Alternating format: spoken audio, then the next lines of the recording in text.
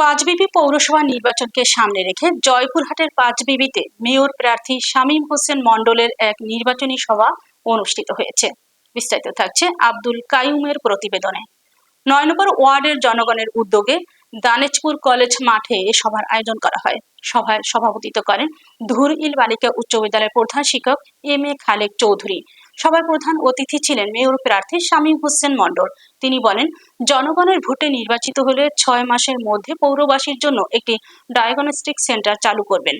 পাশাপাশি হেলথ কার্ডের মাধ্যমে পৌরবাসীর চিকিৎসা ও প্রয়োজনীয় পরীক্ষা নিরীক্ষার ব্যবস্থা করা হবে। তিনি আরো বলেন, পৌরসভার শিক্ষিত তরুণীদের প্রশিক্ষণের মাধ্যমে ফ্রিল্যান্সিং খাতে কর্মসংস্থানের সুযোগ সৃষ্টি করা হবে এবং অসহায় নারীদের সেলাই মেশিন ও গবাদি পশু প্রদান করে স্বাবলম্বী করার উদ্যোগ নেওয়া হবে। তিনি আরো বলেন, পৌরবাসীর জানমালের নিরাপত্তা নিশ্চিত করে পৌরসভার উদ্যোগে নিরাপত্তা কর্মী নিয়োগ দেওয়া হবে। এছাড়া রাস্তাঘাট, ড্রেনেজ ব্যবস্থা সহ নাগরিক অবকাঠামোর উন্নয়ন করা হবে। পৌর যুব দলের সাবেক সিনিয়র সহসভাপতি হারুনুর রশিদের সঞ্চালনায় আরো বক্তব্য রাখেন সহকারী অধ্যাপক শাহাদুল ইসলাম, উপজেলা যুব দলের সাবেক সভাপতি শামসুল হুদা দুলার সহ বিএনপির অঙ্গ সংগঠনের নেতৃবৃন্দ। অত্যাচারের শিকার হয়েছে, তবু বিএনপি থেকে বিচ্যুত হয় নাই, বিএনপির পতাকা তলেই আছে। সবেমাত্র আমাদের দল সরকার গঠন করেছে।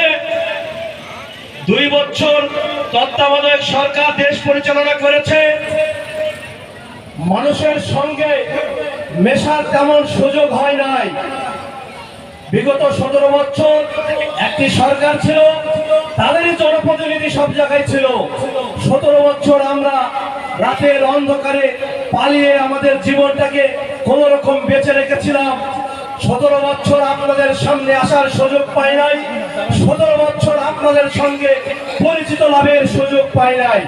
প্রিয় এলাকাবাসী, যেহেতু একটি ভালো সময় এসেছে, তখন সিদ্ধান্ত নিয়েছি জনগণের জন্য কিছু করতে চাই। অনেকেই মনে করে 17 বছর না খাওয়া, 17 বছর ভোকা বিএনপি এসেই মনে হয় সবকিছু খেয়ে ফেলবে। আমরা ভোগের জন্য আসিনি, আমরা শুধু জনগণের ত্যাগের জন্য এসেছি। প্রিয় সাথী ও বন্ধুগণ, আমার সামনের রাজনীতি শুধু ত্যাগের জন্য। অন্য নেতাদের সঙ্গে ইনশাআল্লাহ আমাকে তুলনা করবেন না।